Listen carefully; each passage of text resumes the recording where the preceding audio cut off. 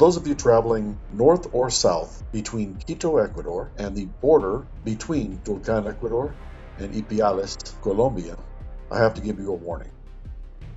There's a section of road, 10 to 15 mile on the E10, centered in the Chota area, the town of Juncal, where they regularly set up roadblocks.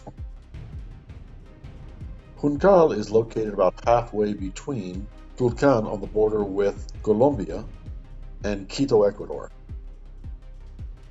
The ride south from Tulcan is beautiful. You're actually in the Andes Mountains. At one point over the last couple of days, we crossed one pass that was over 10,000 feet above sea level. In the last week, I have crossed through this area 3 times. Once midday, another time early afternoon, and the last time heading south, I crossed through the town at around 7:30. When I spoke to one of the local women who was selling fruit and drinks along the side of the road, she told me, "Oh, these kids don't know any better. It's not their fault. Their fathers don't work, and they make them do it." What's really sad about this is, like any other poverty-stricken area, it becomes generational.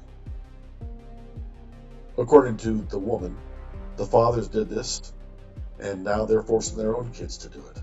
They will never break this cycle if they found that they can make easy money by holding people up.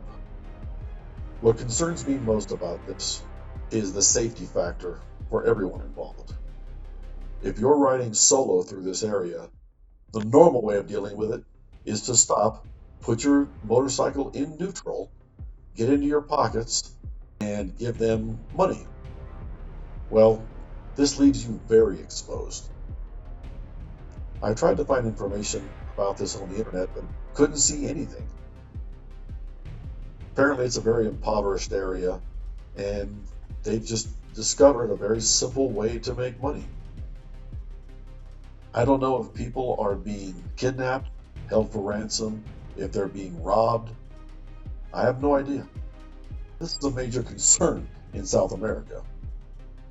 On Friday, December 30th, at about 1:30 p.m., we crossed northbound through this area, and there were between 16 and 20 of these roadblocks, and several others that were temporarily abandoned. My very first experience, which we did not capture on film, we slowed down, and they tried to lay hands on us, like, hey, hey, hey, patting us on the shoulders, made me very nervous. I did not want to deal with that again. I don't know if they're going to take a zip knife and cut open my saddlebags. Again, you feel very exposed coming through these checkpoints. For the remainder of the crossings through these blockades, we took another tactic. I would lead the way with the second bike directly behind me and wave my arm, my left arm, to get their attention in a manner to indicate no, and drive through the checkpoint between 20 and 30 miles an hour. It's very important that you look down the road, pay close attention to what's there. A lot of times there'll be a cable secured to something on the side of the road, and on the other side of the road, a person holding that cable. What we would do would be to aim almost directly at the person holding the unsecured end of the cable. Make eye contact, let them know that we weren't bluffing. Pretty much every time they would drop that cable in plenty of time for you to get through, rather than have it be ripped out of their hands and take you down. In other circumstances, they use branches, long branches, to block the road and to create sort of a gate that they would raise and lower. This was scary also because that could be thrown at you or let go just in time to trip you up, take you down, and not cause them any injury. In the end, what I recommend is to cross through this area before 8 o'clock in the morning.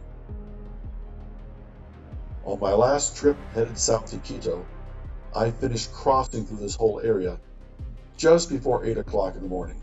There were some people walking to these checkpoints, but not a single one was up and running.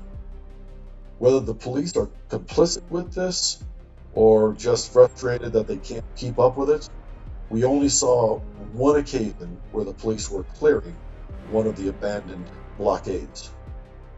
If you have any information on this, whether it's old or new, please say so in the comments and let us know what your experience has been.